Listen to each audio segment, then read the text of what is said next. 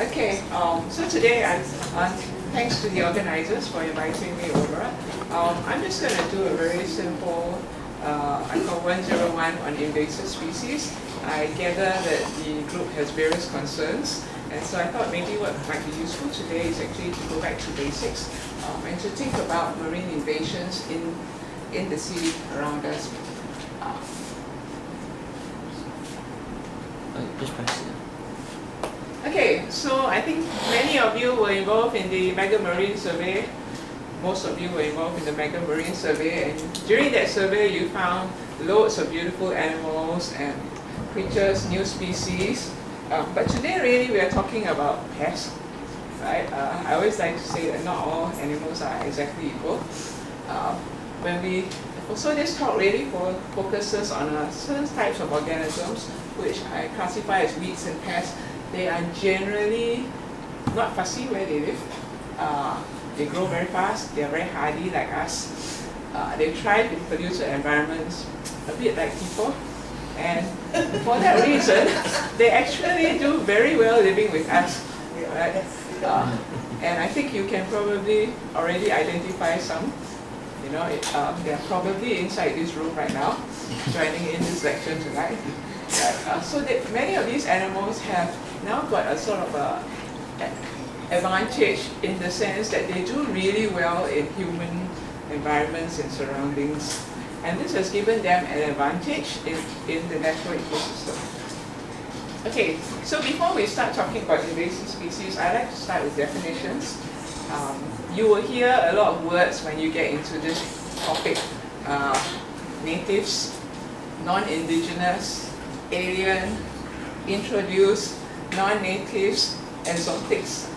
All these words basically refer to something that has come from somewhere else. And I think it's important to note that all these words assume that you know an origin. Right? You have a baseline, you know it was not here, and you know it came from somewhere else. In the absence of a baseline, it's very difficult to use these words, which is why biologists produced another beautiful word called cryptogenic, which essentially means, actually I don't really know lah. Right? But when I talk about invasive species, I actually like to separate them from origin and just talk about species which cause undesirable or harmful impacts. By definition, people tend to use the word introduced species that cause harm. That means it came from somewhere else and it came here and it caused harm. Right? So it's different from foreign talent. You know. However, sometimes, as I mentioned in the beginning, sometimes we can't really tell where it came from. So for most purposes, it's actually easier to use the word pest or nuisance species. That means I don't really care where it came from. It is right now a problem. Okay? So this actually simplifies it a bit. So let's say we talk about this giant crab. Is this a native or introduced? Native. Come on, biodiversity people. Native. Okay, native. Why do we think it's a native? Because Dr. Neo made him produce, right? She wrote this paper that showed that, they were found how many hundred years ago and they were here, and then she did all that DNA stuff, and so you convince yourself that it's a native, right? What about hairy crabs? Introduced was from China. Introduced from China. It's actually a temperate species. You may find the odd one here and there, but you don't really see so many of them. So you could say it's introduced. I can't really say it's an invasive in Singapore, right? Anyway, if there were a lot, you would have eaten them all. So, what about this barnacle? This Euraphia. Invasive. Native? Invasive. Invasive? No, this one's a native. Right? If you don't know what it is very difficult for you to decide whether it's a native or it's introduced. But depending on how much you see of it and what's going on, you can classify it as pest or not a pest. Right? This one? It's very pretty, don't you think? It's a very nice barnacle. Have any of you seen it in the shores? A pink barnacle, lipstick pink barnacle. So it's not here, right? You have never seen it. The oldest of you have never seen it either, right? Right. But actually you find a lot of it on ship hulls, a lot of vessels that come in. But interestingly, it has never established in Singapore yet. Right? It has been passing through. What about hamster? Come on, there are loads of hamsters all over Singapore. Is it invasive? Invasive. It's not invasive. It doesn't come from here. It comes from the Syrian desert. Yeah, but it's not invasive. But it's not invasive, it's a pet. You don't see hamsters running inside the forest, right? No, until it's not wanted. So it's really a domesticated animal, right? And it's not really in the wild. So you do really classify it together in those categories. What about the green mussel? The mussels, yeah. No, green one. Yeah. Green one, green one. Green one is local. Next is not the black one. Local, passeries. Yeah, so this is a native, but does it cause problems? Right, in fish farming, some of the seawater intake pipes, right? It does cause fouling problems, so it's sort of treated as invasive. What about guppies? Guppy. Oh, not native. Not Native. Is it invasive? Are you sure? Gone There is a already. guppy- Yes. There's a guppy in every drain in Singapore. It used to be, but now look. Not so pretty lah, but the guppy is actually one of the most famous invasive species. Right? It's found all over the world now. Right? What about this one? This one's an interesting story. Maybe some of you may not know the story. This is a soft coral. You will see it on a lot of marine structures. It's very pretty. It's got little white flower-like bits, and it's an interesting story because it was first discovered in the Atlantic, and the assumption was always that that was where the native location was. So everyone else described it as invasive since it was first described in the Atlantic. So the assumption was that that was its origin, and that description was very old. But actually, when the people started doing DNA work, they realized that that was not true, right? The highest diversity was actually found in the Indo-Pacific, which meant that the very first time they described it, that first specimen was already introduced, right? So you need to be very careful that sometimes in the literature, right, it can be a bit misleading. Okay, what about this one? It's where you go. Australia, big problem. Killers. Major invasive species. You see there's a split in the room, some will feel, well, it's a very cute cat. We do love cats and all that, but cats are everywhere. Cats are in the polar regions, cats are running all the way over in the wild, so they are invasive. Okay, so when you look at many species, there are a couple of resources that are worth using. There are many databases. Some are restricted to certain countries because, again, just now when I said whether it's invasive or not, kind of also depends on where you come from. Some things are native to your region but invasive to other people. And so different countries tend to keep databases of what's important to them. So again, when you use these words, introduce, non-native, remember it's with respect to that country. Another useful resource I like is the worms database. That also helps you sometimes to sort out the mess in the literature taxonomy. What is the correct name to use right now? Right? It's used by a lot of scientists, and so the database is constantly updated. And inside there, they will also indicate which regions an organism is native and which ones it is alien. So these are two good websites to use. In terms of pathways, there are so many ways that animals are traveling right now. Remember, many invasive species are very adaptable, and as much as people travel, they travel with you. Right? So in terms of the marine environment, right? You've got this bit, pets, right? The pet and aquarium trade has brought in a lot of animals because basically people are carrying them across geographical barriers. Aquaculture, while you're culturing species A, inside the bag there may be B, C, and D. Right? Live seafood, you know, the stuff that sits in the restaurants, again, sometimes they carry pathogens with them. But today I really like to focus on this bit with the shipping. And I focus on shipping because Singapore is the top global transshipment hub in the world. Right? If you go to the Labrador and you look out, there are 1,000 vessels in port every day. There is one vessel arriving every 2 minutes. And each one of them is carrying so much seawater and things growing on them. The total surface area of those ships is awesome. So I would say that in Singapore, for the marine environment, shipping is actually one of the biggest sources of invasive species in and out of Singapore. It is also important to remember that these animals, you know, they can get on a ship. They can go to China and back within 2 weeks. Ships travel so fast now. In the old days, you know, maybe our grandparents, you know, by the time they reached Singapore, half of them had died. Similarly, all the other animals that were traveling on that ship. Now ships move so fast. There is a vessel going to America every few minutes, right? So all these animals are also riding along on these boats.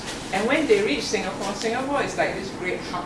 They can also change boats, right? They get out from one and they get sucked into another.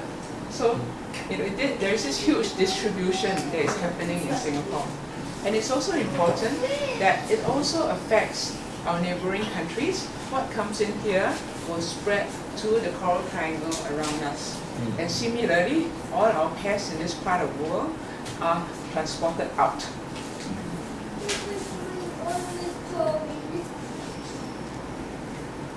Okay, so it's also, many people tell me, oh, like, you know, he's quite a cute looking little fish, he's so harmless, really he can't cause much trouble. But it's also important to remember that these animals also help to carry bacteria and pathogens with them. And right now, we don't think a lot about these things, but actually many viruses and pathogens are being transferred by animals.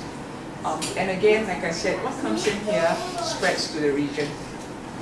And this is a map that was published recently showing the density of shipping, right? And so if you think of each one of these ships as a container of animals, the yellow lines are where the heaviest shipping routes are. And you will find that all of them, many of them are coming in and out of Singapore. So these are what I call the highways that marine hitchhikers can take around the world. And so you pretty much can get anywhere around the world. So there is this thing we call marine biosecurity.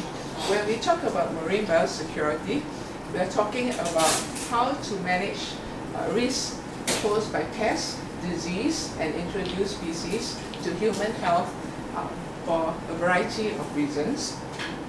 Right? It has a few basic steps which we take. One is, of course, you need to figure out what your threat is. Right? Generally, countries will do monitoring and detection of intruders. I think many of you go to Australia, and one of the things you encounter at the border is the Australian Quarantine and Inspection Service. Right? That is the first step, monitoring and detection of intruders. So in that case, they're not just talking about people, but they're talking about pathogens, and now they have extended that rule to even boats. Whatever you carry on your boat belongs to you. Right? So you do need to come in with a clean boat. Australia and New Zealand has started that. That allows you then to take the next most important step, which is prevention. If you find something, you can stop it from entering. Because the next two are very, very difficult. Right? Once something has come in, to try and catch it and contain it is very difficult. Trying to destroy what is already here is even more expensive. So you could say that the cost increases as you go downwards, which is why these are the basic steps. It's the same as your safety risk assessment that you do in your workplace. It's the same order.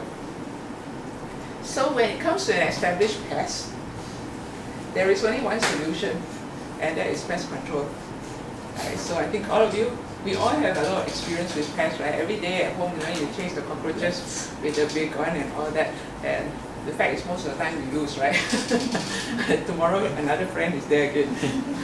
So once something has come in, it will be just forever a continuous management issue. And the only way you can deal with pests is to understand the biology, understand the behavior, and then decide what is your tolerance. Right? I can only accept one mouse in my house, and that is the target of my control methods. Right? Because remember, many things which you use to destroy pests will also are harmful and toxic to other people and other organisms. So pest control is very difficult. So examples of blacklist pests that are already in Singapore: the Asian date mussel. This is actually a native, right? But it's spread to many countries and it's on the blacklist. The zebra mussel comes from the Caribbean. It came in the 80s. Once upon a time, when you went to Bishan, when you looked down the canal, you could see all these mussels. This is the false zebra mussel, Mytilidae. Hydroides centrocrucis is actually, I would call it more introduced, right? Because there are several similar species, right? The only way you can separate it from that mass of worms is a few hairs on the side, right? So, but tube worms as a whole cause a lot of economic problems. So where does that put our delicious green mussel? Right? The Asian green mussel is a delicacy in Southeast Asia, but look at what it's doing in the Americas. Due to just a couple of point introductions into South America, it raced up all the way to Florida. Right? And many of my colleagues there say, oh, now the boats are beautiful and green, right? With just a single cover of green mussel. So for those of you who are battling the other mussel, you understand what they mean. You have a single beautiful black hull, right? So it's invasive in many countries, and my perspective right now is that we should not be, as a transshipment hub, Singapore should not try to separate native and non-native, because we have this capacity to transfer pests all over the world.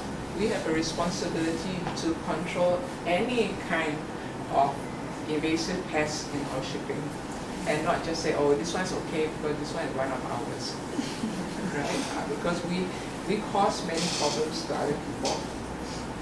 So what is the state of our knowledge of invasive species? I think the basic problem is right now we have a very poor baseline. The Comprehensive Marine Biodiversity Survey was a good start. Right? We actually went out and tried to inventorize our biodiversity, but unfortunately, one of the problems we realized was that everyone only recorded the beautiful animals, and no one actually recorded whether we had invasive species or not. No one did that present absent checklist for invasive species. You all only took pictures of the pretty things. No, I took pictures of the ugly things too. But we didn't do the checklist for invasive species. So our baseline is still not done. Do you invasive or not? Yeah. Now, there are two reasons why we don't really know whether we have invasive species. One is because we don't really have a good baseline. And the second is that in general, most tropical marine ecosystems have not had many incidents of bad experiences with invasive species. I think in America, in Europe, they have actually seen quite substantial ecosystem damage. In Asia, we haven't had many examples, so we don't feel that it's so important, right? One of the theories is that healthy ecosystems, when the ecosystem is very crowded, full of species, it's actually difficult for an invader to get in. But then at the same time, it could also be because we just don't have baseline. Most invasive species right now tend to be found in areas which are polluted and in urban environments. So similarly, in Singapore, we notice many of the invasive species begin in drainages and other polluted areas. So do we have an obligation to deal with this problem? We are not an agriculture country. It doesn't really cause us that much hardship. I think that we have an international obligation, right, under the UNCLOS and under the CBD, which we are signatory to. We do have an obligation to protect biodiversity and not to share our pests with everyone. Okay. At the same time, within shipping, there are a couple of new conventions to control the spread of invasive species. And in a sense, Singapore, as one of the top maritime hubs, that responsibility is, we can really make a difference by managing our shipping better. And I like to also always remember the real principle, because very often we tend to tell ourselves that, we're not really sure, we need to do more research, right? But I think the real principle is quite important. The lack of scientific certainty should never be an excuse to postpone action. So I'd like to introduce you to a couple of things in shipping. One is ballast water, and we have the ballast water expert behind here, in case you need more information. So each ship, those big ships out there, they've got all these great swimming pools of water. Alright, so they go to one place, they suck up half the sea, and then after they go somewhere else and they pour it out.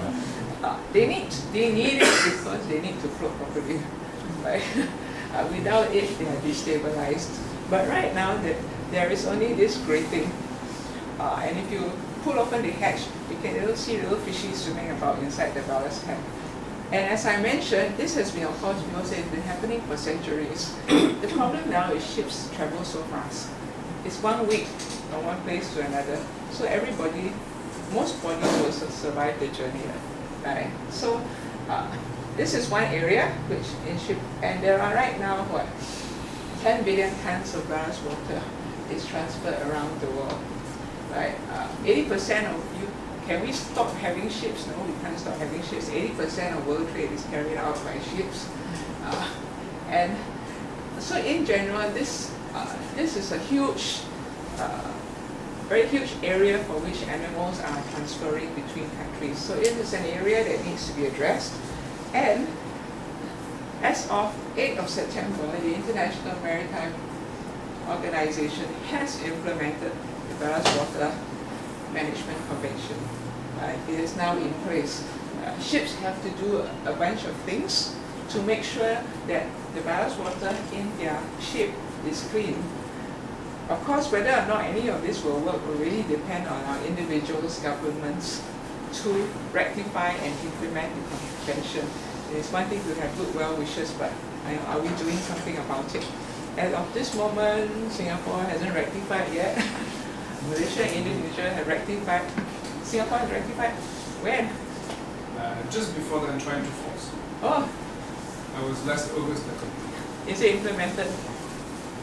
Well, it's in the book. Let's say they have ratified, so technically they have to look after the ship who have to comply. But all the ships don't have to comply yet. Okay, so again, you remember the two steps: rectified, implemented. The most important piece is implement, right? To actually do something about it.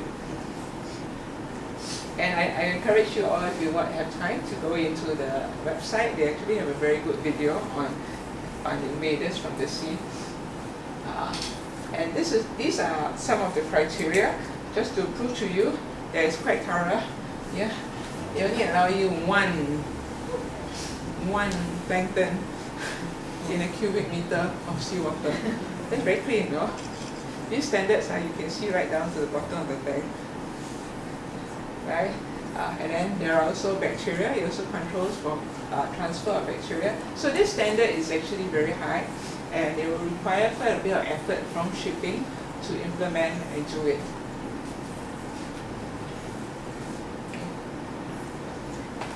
And with it comes also a manual of how to do your baseline survey.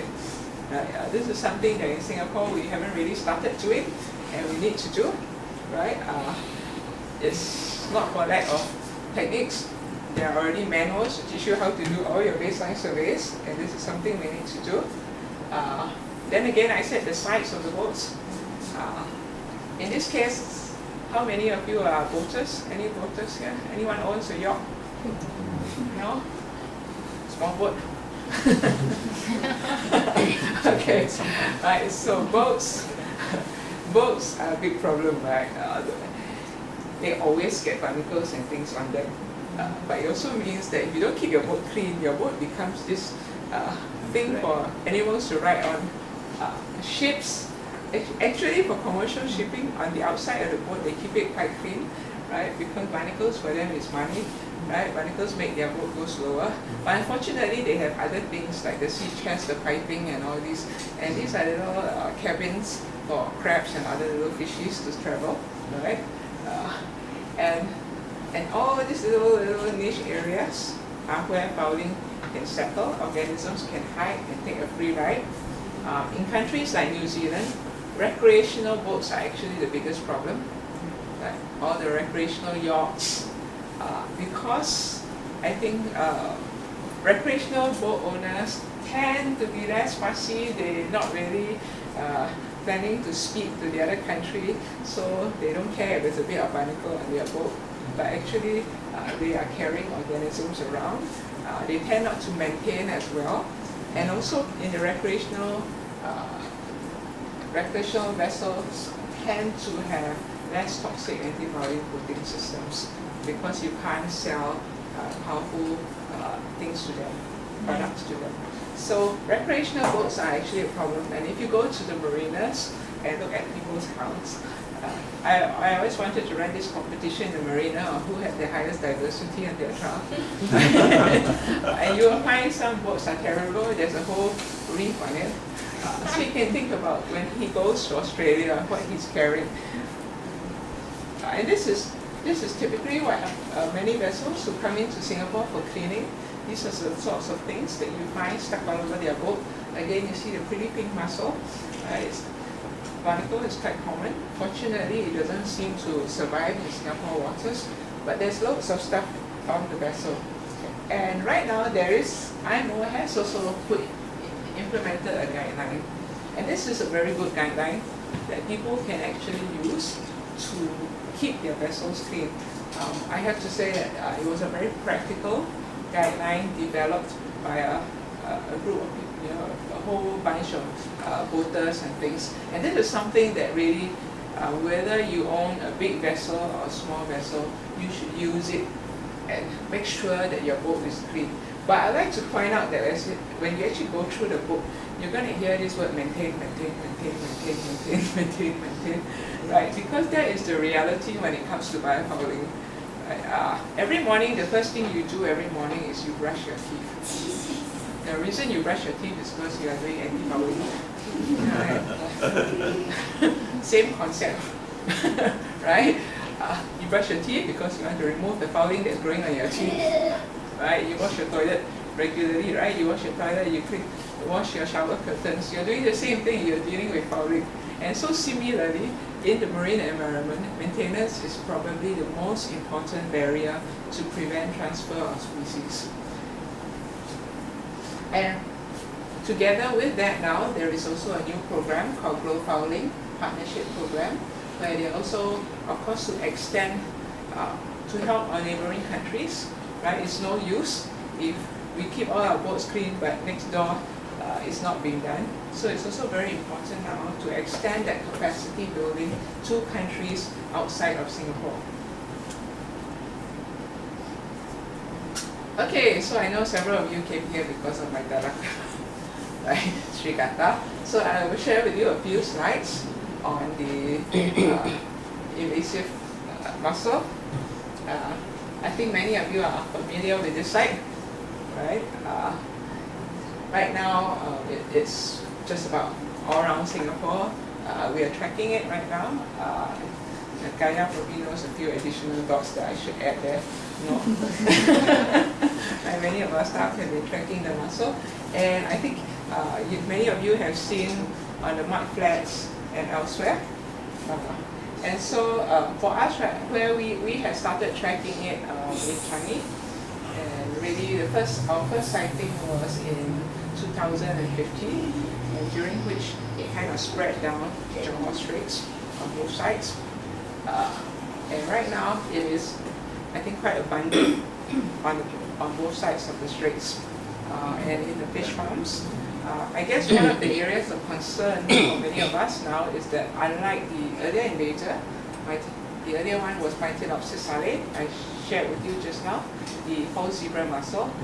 I guess the new thing we are seeing now is that it's actually in the natural habitats, building mounds, whereas Mytilidae had in general stayed within the monsoon rains and did not do very well in the natural habitats. So this is an area of concern, right, because it seems to be what we call an eco-engineer. So a fair bit of DNA work and stuff has been done. The first record of it is actually in the Philippines. And the published record was in 2016, but there is evidence to suggest that it may have been in Asia earlier. There are random samples which look like Mytella strigata in the Philippines, and I think also in Indochina, but they were just random specimens. So they've probably been in the region, right, in low numbers. So the question now, of course, is why the sudden explosion? From the DNA, our population in Singapore appears to be related to the Colombian population. That's where it's most closely related. So it's most probably transferred through shipping because there is this huge gap. So the big question, I guess everyone always asks me, is what can we do? Right, now in the case of Mytella, I would say that it's an established pest. Right, I can quite confidently say that we are never going to eradicate it. Right, we are now getting reports from Indonesia and elsewhere, because after we start talking about it, other people say, yeah, there's this black mussel that we have seen recently, right? And so now around the region, now we know that it's in several countries. So it's not a localized problem. We will never finish collecting every Mytella in Singapore. And anyway, bearing in mind that we are half the straits, the other half probably has it too. So when it comes to an established pest, like as I mentioned, we are now talking about pest control, right? And we have to decide what our goals are. As for each, so like for the PUB, if your seawater intake pipe well is mussel fouling, they would apply the same control measures as they would for Pernaviridis and other mussels. Right? They will use dechlorination. Right? But in the case of natural habitats, it becomes more complicated because now you have to decide what was the baseline and where do you want to go. Because you don't want, of course, to cause more damage. While you're trying to poison out one mussel, you kill everything else around you. So what is your tolerance? But in general, when it comes to invasive species, the best way to protect is actually to conserve native biodiversity. Right? As long as your natives are healthy and flourishing, it's very difficult for invasive species to get in. There are no niche left, and especially in our part of the world. And so then the ecosystem becomes more resilient to bio invasions. The second thing is good biosecurity practice. I would say respect animal and plant quarantine controls. It's very tempting, when we go elsewhere, we want to sneak this very delicious fruit so that our relative can try one. Or we want to carry this plant back so that we can grow it in our house in Singapore. And then after a while, when we get tired of the plant, we throw it out. Right? So I would say respect animal plant quarantine controls. There are reasons why there are quarantine controls. And at the same time, each of you go out into the field, you're actually one of the most important people. When you see something different, something new, it is good to report, right, to either the museum or somewhere, because Like now we have Chen, for example, there are many taxonomies there. Right? If you send these sighting reports, they will know, wow, it's either a new species, which is a great thing, or, oh no, it's an invader. But the first sighting is where you have the highest chance of doing something about it. It is possible then to control it. Okay, the other thing I'd like people to realize is that pets and wildlife are not the same thing. Right? Pets are things that, well, whether you feel passionate about cats or you feel, or jellyfish or whatever animal it might be, a pet is a domesticated animal. And so if you want to take it up, be prepared to look after it till its last day. Right? And after you brought it into your home, that is where it should stay and not toss it back out. It will either die or 9 out of 10, it will cause trouble outside. So we shouldn't mix what are pests and what are wildlife. There are many reasons why some wildlife don't make good pests and vice versa. So it's good always to understand like the Biodiversity releases, leftover animals from the aquaculture trade, leftover animals from the pet shop, to put them out. So as you see in the terrestrial zone, there are many of them which are causing trouble, like the stingrays in the reservoirs. The other thing is, of course, public education and awareness. One of the most common things I encounter is, but why, if we put more animals, we will have more biodiversity and more pretty looking ones also, right? And I would say that life doesn't work out that way, right? You can't make things, force things to live together so that they'll all live happily ever after. Life doesn't work that way. Usually they will fight, quarrel, and some will win and some will lose. So public education is very important. And finally, it's good to encourage our governments to actually endorse conventions and implement biosecurity, because the fact is that biosecurity is transboundary. It's never just about us, right? Animals don't know where the border lies. So many of these things will not work if only one country does it. It requires multiple collaborative efforts across many countries in a region. Without biosecurity across a region, you'll always be fighting a losing battle. So I like to always end with maybe a slide that Rothschild, something that Professor Charles said before he retired. I think that very often when we do biodiversity, invasive species, and all these things, it all feels very discouraging. Right? But as Prof said, well, the animals haven't given up hope yet. So why should we be the first ones to give up hope on deployment? And there is still so much that we can do to improve things and control invasive species in our environment. Thank you very much.